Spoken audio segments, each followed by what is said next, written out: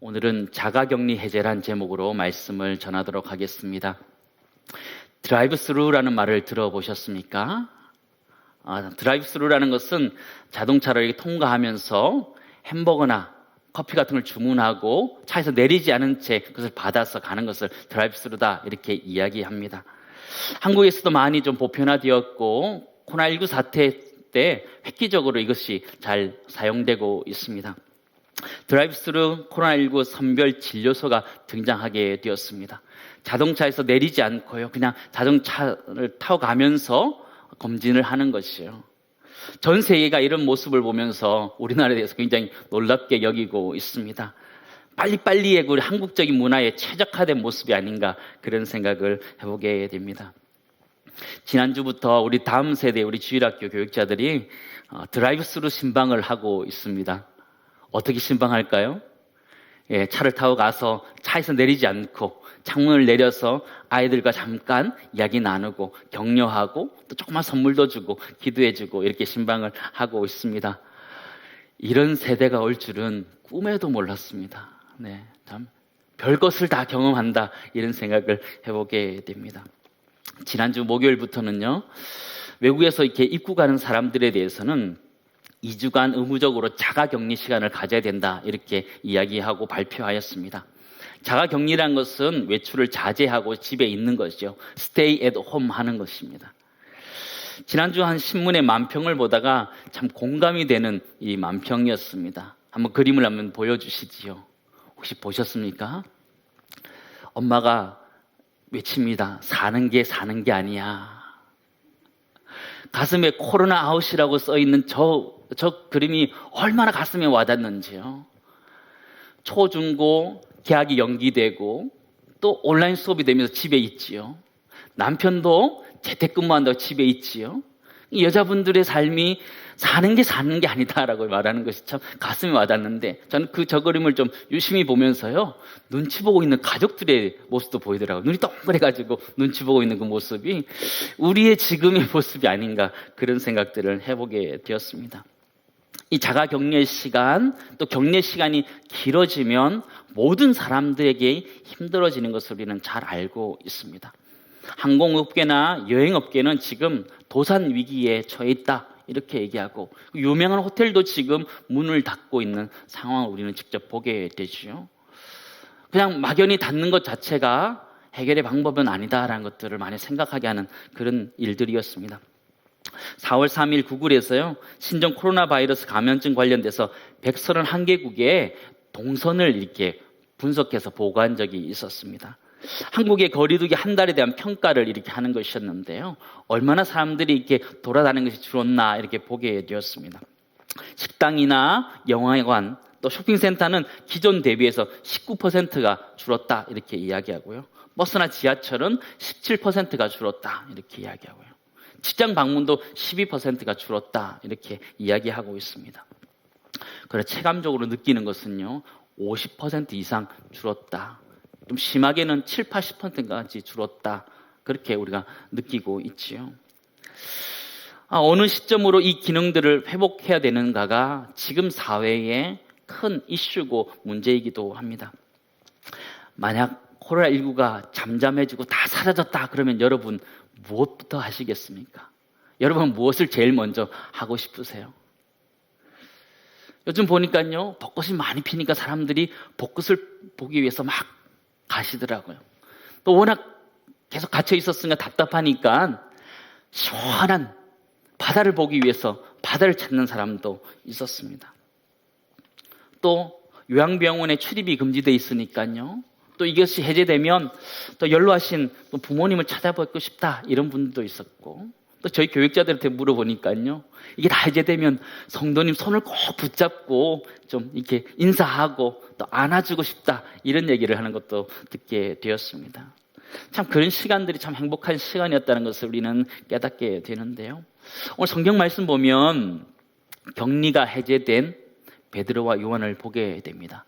참 성경이 보기에 따라 달라진다 이런 생각을 하게 됩니다. 베드로 요한이 붙잡혔다가 이제 해제되어서 이제 풀려난 장면을 우리에게 보여줍니다. 이들이 풀려난 다음에 하는 행동을 보면서 우리가 코로나19가 끝난 다음에 우리가 무엇을 중심적으로 해야 되는지를 살펴볼 수 있는 그런 시간이 되었으면 좋겠습니다. 사도행전 4장 23절 말씀 보시기 바랍니다. 사도들이 노임에 이렇게죠. 격리 해제된 거예요. 제사장들과 성전 관리들을 하는 사람들한테 붙잡혀서 그들이 그곳에 있다가 이제 격리가 해제되어서 이제 나오게 된 장면을 우리에게 보여주고 있습니다. 공동체에서 완전히 분리되어서 격리되어서 있다가 이제 그것이 해제되어서 이제 나오고 있는 모습을 우리에게 보여주고 있습니다. 고생하고 이제 나오게 된 것이죠. 만약 여러분이라면 어디 가겠습니까? 하루 종일 시달리고 이제 노임받았다. 여러분 어디로 가시겠습니까? 사우나를 향해서, 그렇죠? 아니면 멋있는 꽃이 피어 있는 곳으로, 또 넓은, 그죠? 해변가가 보이는 그곳을 가서 좀 이렇게 리프레시하면서 우리 삶을 돌아보지 않을까 그런 생각을 하는데요. 여러분은 이런 상황이라면 어디로 갈까요? 우리는 대부분 다 편안한 곳으로 또 탁 트인 곳으로 갈 것이다 이렇게 생각하지요. 서울여대 김창옥 교수는요 이런 얘기를 했습니다. 모국어가 좋은 사람을 만나라 그런 얘기를 했습니다. 이 모국어라는 것은요 부모로부터 물려받은 좋은 소통의 태도다 이렇게 이야기하는데요. 모국어라는 것이 그런 말을 이야기하는 것이 아니고 언어의 태도를 이야기하는 것입니다. 마음이 편안한 상태가 되면 진짜 그 사람의 모습이 드러난다 이렇게 얘기하는 것이죠. 우리의 삶과 신앙이라는 것도 마찬가지라는 거예요. 우리의 삶과 신앙이라는 것도 혼돈의 시대 가운데에 우리의 삶의 태도, 신앙의 태도가 나타나기도 하지만 그것들이 다 끝난 다음에 이제 해이해질 수 있는 그런 상황에서도 우리의 신앙과 삶의 태도가 드러날 수 있다는 거예요. 베드로와 요한도 마찬가지예요. 그들이 붙잡혔다가 나왔을 때에 그들의 모습 속에서 해이함과 안일함들이 드러날 수 있었지만 이들은 도리어 신앙의 공동체 안으로 들어오고 있는 모습을 우리에게 보여주고 있습니다. 가정으로 돌아가는 것이 아니라 영적인 가족들에게 돌아오고 있으며 신앙의 공동체 가운데 또 하나의 가족인 신앙 공동체 가운데 들어오고 있는 모습을 우리에게 보여주고 있는데요. 이 들어오고 난 다음에 이들과 함께한 4가지 행동을 저와 함께 살펴보기를 원합니다. 첫 번째는요, 사도들이 놓인 후에는 동료들과 함께 교제합니다. 23절 말씀을 우리 다시 한번 보시기 바랍니다. 사도들이 노임에 그 동료에게 가서 제사장들과 장로들의 말을 다 알리니, 사도들이 격리 해제된 다음에 영적인 동료들에게 찾아가는 거예요. 함께 기도했던 공동체에 찾아가는 거지요. 그들은 또 하나의 가족이었기 때문이죠. 형제, 자매, 부모님들로부터 쉼과 안식을 얻는 것이 아니라 신앙의 공동체 가운데서 영적인 힘을 얻고 또 쉼과 안식을 얻고 있는 사도들의 모습을 우리는 보게 됩니다. 그동안 있었던 일들을 이 동료들에게 이야기해 줍니다. 무슨 일이 있었냐면 말씀 보시면 제사장들과 장로들의 말을 그들에게 알려줍니다. 그들의 말이라는 것은 무엇이냐면 위협함을 받았던 것을 이야기해 주는 것이죠. 21절 말씀 보시기 바랍니다. 관리들이 백성들 때문에 그들을 어떻게 처벌할지 방법을 찾지 못하고 다시 위협하여 놓아 주었으니 이는 모든 사람이 그 된 일을 보고 하나님께 영광을 돌림이라. 베드로와 요한이 위협당했었고 그 가운데 하나님이 그들을 구원해 주셨다는 것을 그들에게 이야기하고 있는 것이죠. 영적인 교제가 있는 동료들은 그동안의 이야기를 잘 들어줍니다. 베드로와 요한에 있었던 이야기들을 들어주고 그들을 격려하지요. 말을 할 수 있고 말을 들어줄 수 있는 사람이 있다는 것은 참 행복하다 그런 생각을 합니다. 지난주에 자가격리에 대해서 한 재미난 이야기를 듣게 되었습니다. 자가격리가 길어짐에 따라서 정신과 문의가 굉장히 많아졌다고 하는데 자가격리 중에 벽이나 식물을 보면서 이야기를 건네는 정도, 말을 건네는 정도는 괜찮다 그럽니다. 그러나 말을 걸었을 때 벽이나 식물이 대답을 하면 진료를 받으러 오라 이렇게 얘기하는 것이었습니다. 일리 있는 말이지요. 우리 사람이란 존재가 이렇게 말을 하고 누군가 대답하고 서로 이렇게 주고받는 것이 우리의 모습이지요. 그래서 상담에 있어서도 경청이라는 것이 굉장히 중요한 거죠. 말을 들어주는 것 굉장히 중요하죠. 크리스텔 뿌티콜랭이 지은 나는 생각이 너무 많아라는 책이 있습니다. 이 책의 저자는 경청은 잠자는 왕자를 깨운다 이렇게 표현해 주고 있습니다. 내용이 뭐 어떤 것이냐면요, 이 정신과 의사 에릭 번의 이야기를 이야기하면서 그는 이렇게 이야기합니다. 모두 두꺼비 안에 왕자가 잠자고 있다. 두꺼비를 죽이는 건 쓸데없는 짓이다. 왕자를 잠에서 깨우면 그것으로 충분하다 이렇게 얘기하는데, 의미가 무엇이냐면 상담을 할 때 일일이 다 지적할 필요가 없다라는 것이죠. 그러기보다는 긍정적인 잠재력을 잘 끌어내면 그 안에서 왕자가 깨어나듯이 실제적인 문제가 해결된다, 이런 얘기를 하는 것이죠. 그렇게 상대방의 잠재력들을 끌어내는데 가장 효과적인 것이 경청이다 이렇게 이야기하는 것인데요. 신앙의 공동체는 서로의 이야기를 들어주는 공동체인 줄 믿습니다. 우리가 코로나19가 사라지고 갈 때 서로의 이야기를 들어줄 수 있고 또 우리의 마음의 이야기들을 털어놓을 수 있는 그런 아름다운 공동체 될 수 있기를 간절히 소망합니다. 아직 대면에서 그렇게 교제하기는 어렵지만 온라인상에서 또 전화를 통해서 서로 안부를 묻고 교제하고 할 수 있는, 그러니까 영적인 교제가 할 수 있는 또 하나의 가족이 될 수 있는 우리 모두가 되기를 간절히 소망합니다.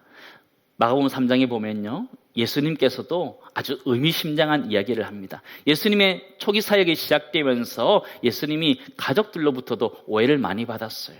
혹시 귀신 들리는 것이 아닌가 이런 오해도 받았을 때요, 예수님이 그렇게 얘기합니다. 누가 내 어머니며 누가 내 동생이냐 이렇게 물어보시죠.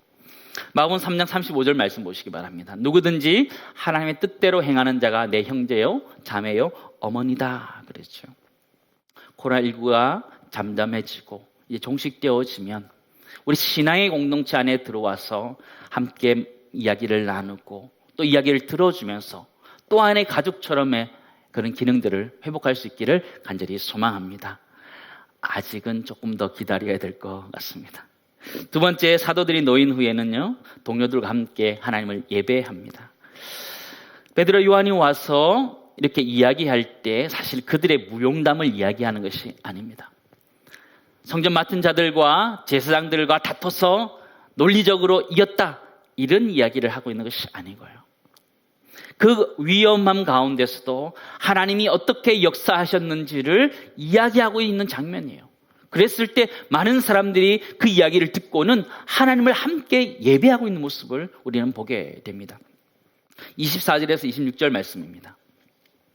그들이 듣고 한 마음으로 하나님께 소리를 높여 이르되 대주제여 천지와 바다와 그 가운데 만물을 지으신 이시요 또 주의 종 우리 조상 다윗의 입을 통하여 성령으로 말씀하시기를 어찌하여 열방이 분노하며 족속들이 허사를 경영하였는고 세상의 군왕들이 나서며 관리들이 함께 모여 주와 그의 그리스도를 대적하였도다 하신 이로소이다 그러시죠. 함께 모이던 동료들이 함께 하나님을 높이고 있는 장면을 우리는 보게 되죠. 그들이 그렇게 높일 수 있었던 이유가 무엇이냐면 대주제 되신 하나님 때문이었다는 거예요. 성경은 대주제다 이렇게 표현하고 있는데 절대적인 권력자다 이렇게 이야기하는 것이죠. 오늘 뒤에 말씀 보시면 열방과 족속과 군왕과 관리들이 등장하는데요, 세상의 권력들을 이야기하는 거죠. 그 권력들보다 훨씬 위대한 하나님의 대주제 되신 그분 때문에 우리가 하나님을 예배할 수 있다 이렇게 이야기하는 것이죠. 열방이라는 것은요, 하나님 믿지 않는 이방 국가를 이야기하고, 족속은요 하나님의 선민을 자처하는 유대민족을 이야기하고, 군왕들은 로마 황제를 비롯한 지배자들을 이야기하고, 관리들은 유대교 지도자들을 이야기합니다. 이 세상에 있는 권력자들을 이야기하시죠. 그러나 그 권력자보다 훨씬 더 위대하신 그 하나님이 계심을 보면서 그 하나님을 예배하고 있는 이 베드로와 요한 그 동료들의 모습을 우리는 보게 됩니다. 오늘 이야기는 이 말씀은 시편 2편의 말씀을 인용한 말씀입니다. 시편 2편 말씀의 핵심이 무엇이냐면 그 세상의 군왕들이 있을 때에도 하나님이 웃으신다라는 거예요. 가짜 나서 웃으신다라는 거예요. 통치하시는 하나님 때문에 우리가 웃을 수 있다 그런 이야기를 하고 있는 것이죠. 우리 교회도 이제 계단 올라가면요, 웃으시는 예수님 이 그림이 그려져 있습니다. 지저스 래핑이라는 원래 그림이 있는데요, 하나님의 통치하심이 있기 때문에 하나님이 이렇게 허허허 웃으시는 거예요. 세상의 권력들이 우리를 힘들게 하고 어렵게 할 때에도 우리는 웃을 수 있는 이유가 무엇이냐? 하나님 때문에. 우리를 통치하시는 하나님 때문에. 이 나라와 이 민족을 다스리시고 온 인류 만물을 다스리는 하나님 때문에 웃을 수 있다라는 거예요.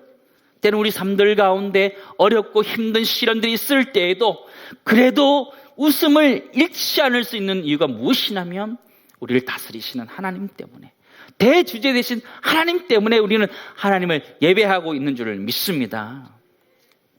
우리가 우리 삶들 가운데 이 베드로와 요한처럼 격리가 해제되었을 때 해야 되는 것이 있다면 하나님을 예배하는 것이지요. 애굽에서 종살이로 매여 있었던 이스라엘 백성들은 출애굽하게 됩니다. 진짜 격리 해제되는 것이지요. 성경이 또 보기마다 또 이렇게 보여지는구나 이런 생각을 합니다.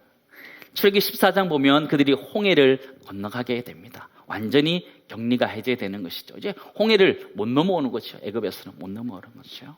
완전히 이스라엘 백성들은 홍해를 넘어서 가나안 땅으로 향해 갑니다. 완전히 격리 해제된 거예요. 그때 예배가 생기게 됩니다.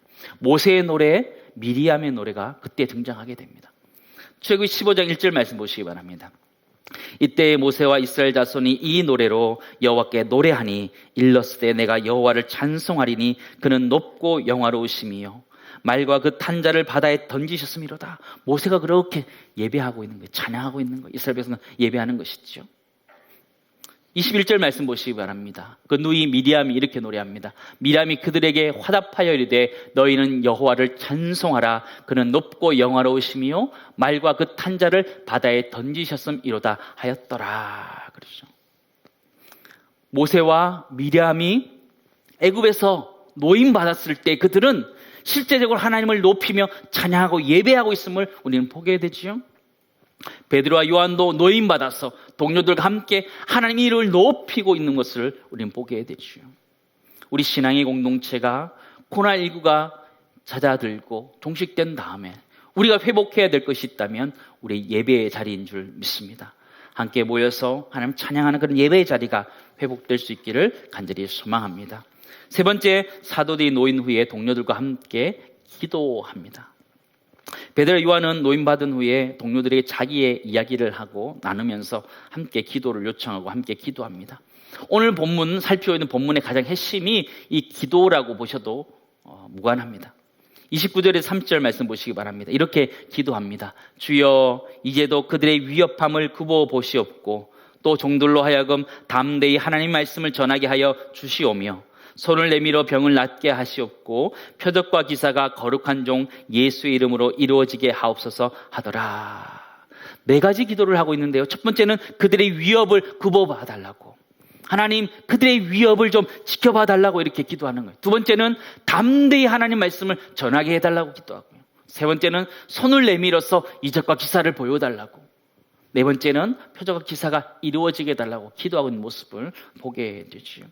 이들의 기도를 보시면요, 그들의 위협을 보호해달라는 수동적인 기도를 뛰어넘어서 담대하게 복음을 전하게 해달라고 기도하고 있는 이들의 모습을 우리는 발견하게 됩니다. 이것이 바로 증인의 삶의 모습이다 우리는 보게 됩니다. 베드로와 요한에게 있어서 위협이 사라진 것은 아니었습니다. 초대교회 가운데 위협이 사라진 것은 아니었습니다. 계속적으로 하나님 앞에 그 위협에 대해서 보호해 주시지만 보호하는 것에서 끝나는 것이 아니라 담대하게 하나님의 말씀을 전하게 해달라고 기도하고 있는 모습을 보게 되는데 우리 한국교회가 다시 한번 이 기도를 회복할 수 있기를 간절히 소망합니다. 지금은 마스크를 쓰고 신천지 때문에 전도하는 것이 힘들지만 다시 하나님 담대하게 복음을 전하는 그날을 속히 달라고 기도할 수 있는 우리 되기를 간절히 소망합니다. 교회가 회복되어야 되는 것이 이것 때문인 것이죠. 교회는 기도를 회복해야 됩니다. 지금 시대 가운데 우리 교회들이 해야 되는 것은 기도를 회복해야 됩니다. 각자 자리에서 그 기도가 회복되어야 되며 기도의 자리가 회복되어야 되며 하나님의 간관 자리가 회복되어져야 됩니다. 병원에서 근무하시는 한 집사님과 이렇게 통화하게 되었습니다. 요즘 환자들이 병원에 잘 안 온다 그러더라고요. 환자들이 많으면 병원에 가야 되지 않나요? 근데 왜 병원에 안 가는 거죠? 아파도 그냥 집에 계시는 것 같아요, 다들. 혹여라도 병원 가서 감염될까 이런 우려 때문에도 병원을 안 온다 이런 얘기를 하시더라고요. 그러면서 참 병원이 어렵다 이런 얘기를 하시는 걸 들었습니다. 그런데 하나님 그분에게 하나님 말씀을 주셨다는 거예요. 그 말씀이 무엇이냐 보더니 출애굽기 14장 13절 14절 말씀이에요. 모세가 백성에게 이르되 너희는 두려워하지 말고 가만히 서서 여호와께서 오늘 너희를 위하여 행하시는 구원을 보라. 너희가 오늘 본 애굽 사람을 영원히 다시 보지 아니하리라. 여호와께서 너희를 위하여 싸우시리니 너희는 가만히 있을지어다. 하나님이 구원하시겠다. 너희는 기도하고 기다려라 말씀하시는. 이 집사님은 이것을 통해서 기다리셨답니다. 그런데 하나님이 정말 기적과 같이 인도하셔서 그들을 회복해가는 것들을 보여주셨다라고 고백하면서 하나님이 이 말씀을 주셨다 고백하는데, 우리가 수많은 것들을 하기보다는 지금 이때에 기도하면서 하나님의 때를 기다릴 수 있는 우리 모두 되기를 간절히 소망합니다. 주보에도 보시면 뒤에 보시면 기도 제목들이 나와 있습니다. 우리 신앙의 공동체가 그 기도를 회복할 수 있기를 간절히 소망합니다. 기도 제목 열심히 잘 만들어져 있습니다. 보면서 함께 기도했으면 좋겠습니다. 신앙의 공동체가 회복해야 되는 것이 바로 이 기도 생활들입니다. 교회가 기도하기 시작할 때 이 사회는 다시 한번 회복되어져 갈 것입니다.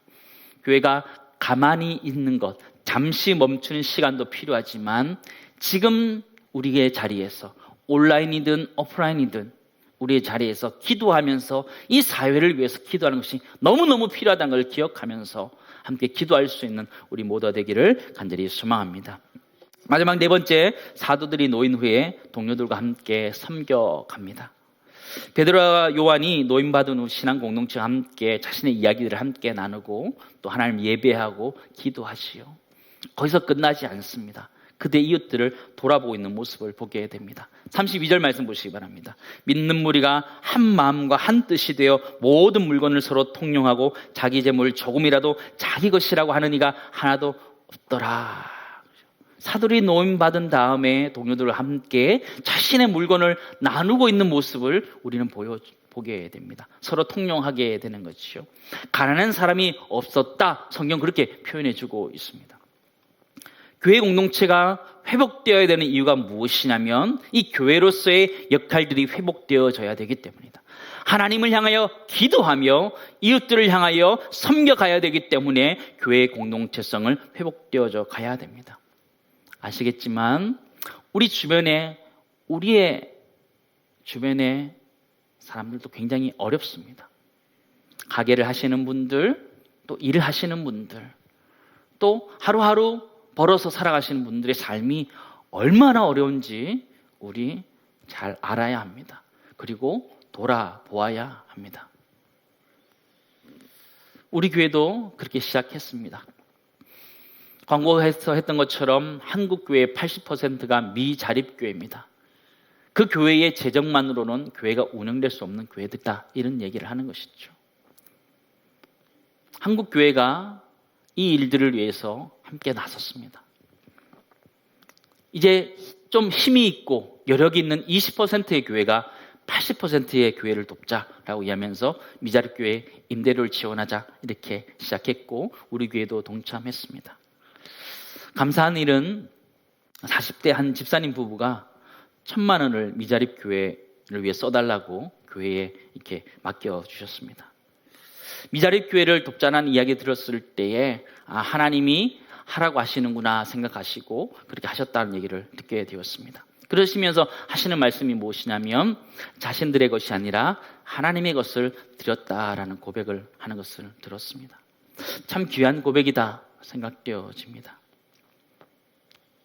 교회가 하나님의 사랑과 이웃 사랑을 실천해 갈 때에 교회에서 분명한 정체성을 가져가게 되는 줄 믿습니다. 봄 기운에 꽃들이 피어나듯이 성령의 기운 가운데 우리 사랑하는 성도님들이 피어나고 우리 교회 공동체가 다시 한번 회복되어질 수 있기를 간절히 소망합니다. 빠르지는 않지만 순차적으로 우리의 공동체성이 회복되어지면서 우리에게 맡겨주신 그 사명들을 감당해 갈 수 있는 우리 모두가 되기를 간절히 소망합니다. 말씀을 정리하도록 하겠습니다. 사도들은 그들이 붙잡힌 데에서 이제 놓이게 되었습니다. 놓였을 때 그들은 어디 여행 가거나 사우나 가거나 그러지 않고요. 신앙의 공동체로 와서 그 있었던 이야기들 함께 나누게 됩니다. 영적인 교제를 나누고 또 하나님을 예배하고 또 하나님께 기도하고 어려운 상황을 돕는 그 일들을 하고 있는데 우리 교회 공동체도 하루 속히 코로나19가 종식되고 그 이후에 우리 공동체성이 완전히 회복되어서 하나님 마음껏 예배하고 찬양하고 경배하고 또 기도하고 또 이웃을 섬겨갈 수 있는 은혜가 우리 모두에 있기를 간절히 소망합니다.